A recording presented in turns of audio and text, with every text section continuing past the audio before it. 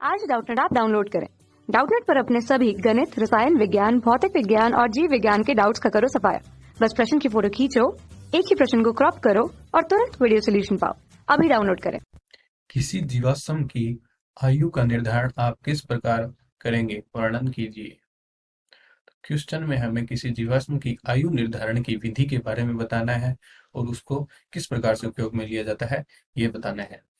ठीक, तो हम इसके उत्तर के रूप में लिखते हैं कि किसी जीवाश्म की आयु का निर्धारण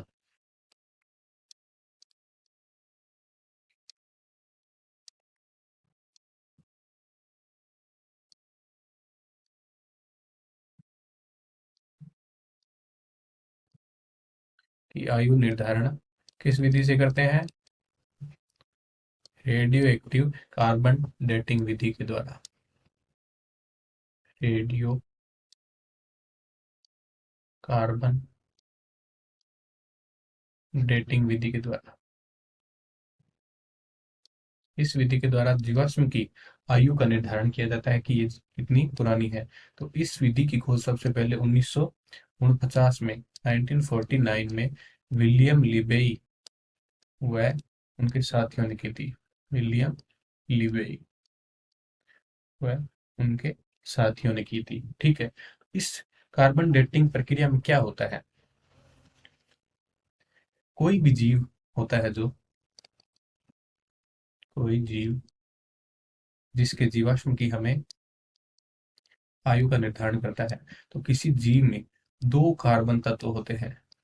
दो प्रकार की कार्बन की तत्व होते हैं। एक होता है कार्बन 12, ठीक है, तो दूसरा होता है कार्बन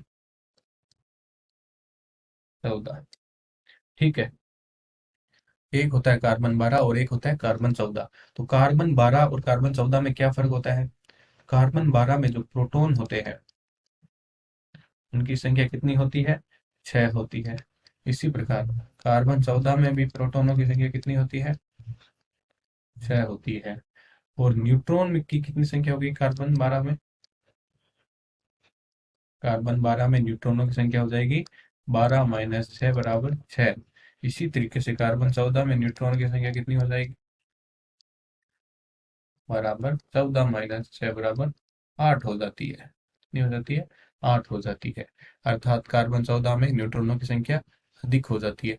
अब जो मुख्य इनके बीच में अंतर होता है, कार्बन 12 और कार्बन 14 के बीच में जो मुख्य अंतर होता है वो ये होता है कि ये जो कार्बन 12 होता है ये स्थायी होता है, अर्थात इसका अपघटन नहीं होता, जबकि कार्बन 14 अस्थायी प्रकार का तत्व है, अर्थात ये निरंतर क्षय होता रहता है, अर्थात ये रेडियोधर्मी तत्व है। रेडियोधर्मी तत्व है, इसका लगातार क्षय होता रहता है। तो कार्बन 14 जो होता है वो लगभग कार्बन 14 लगभग 5730 साल में अपनी मात्रा का आधा क्षय हो जाता है। आधा क्षय हो जाता है, हो जाता है क्योंकि रेडियो धर्मी तत्व है। अर्थात आधा क्षय होने का मतलब क्या हो गया? कार्बन 14 की अर्धायु कितनी होगी? 1/, अर्धायु, जो कि अर्धायु काल कितना हो जाता है? 5730 वर्ष।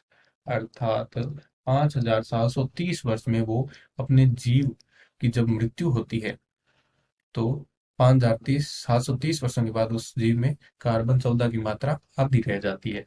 इसी प्रकार ये तो हो गया पहला अर्धायु। पहले अर्धायु काल के बाद पहले अर्धायु काल के बाद कितनी रह जाती है? 507 5730 वर्षों के बाद आधा क्षय हो जाता है।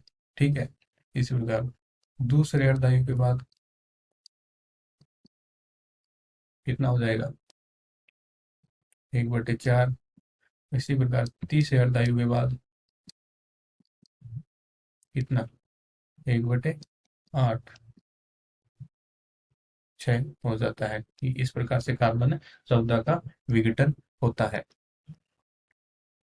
ठीक है, तो अब हम क्या करते हैं, इस कार्बन 14 के विघटन से हमारा किस प्रकार जीव की जो है जीवाश्म की आयु का निर्माण कर सकते हैं निर्धारण। तो कार्बन यहाँ पर लिखते हैं कि कार्बन 12 स्थायी होता है,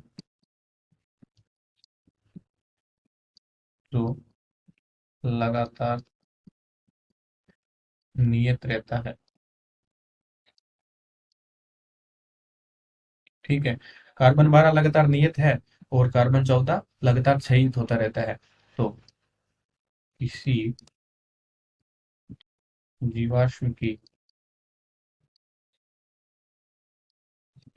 आयु ज्ञात करने के लिए हम क्या करते हैं, कार्बन 14 कार्बन 12 तथा कार्बन 14 का अनुपात ज्ञात कर लेते हैं।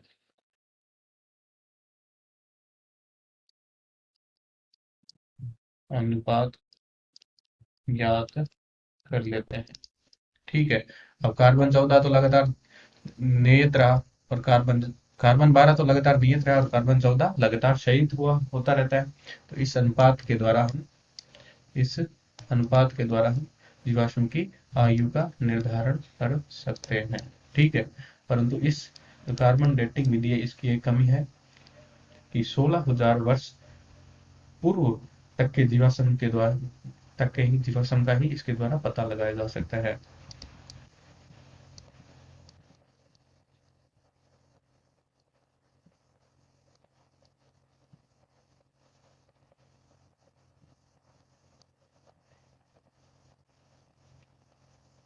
का ही पता इस विधि के द्वारा लगाया जा सकता है। अधिक वर्ष पुराने जीवाश्म का पता लगाने के लिए हमें और अधिक रेडियो एक्टिव और अधिक अर्धायु वाले जो तत्व होते हैं उनकी आवश्यकता होती है। कक्षा 6 से 12वीं से लेकर नीट, IIT, JEE वो एडवांस के लेवल तक 1 करोड़ से ज्यादा छात्रों का भरोसा। आज ही डाउनलोड करें डाउटनेट ऐप या व्हाट्सएप करें अपने सारे डाउट्स 8400 400 400 पर।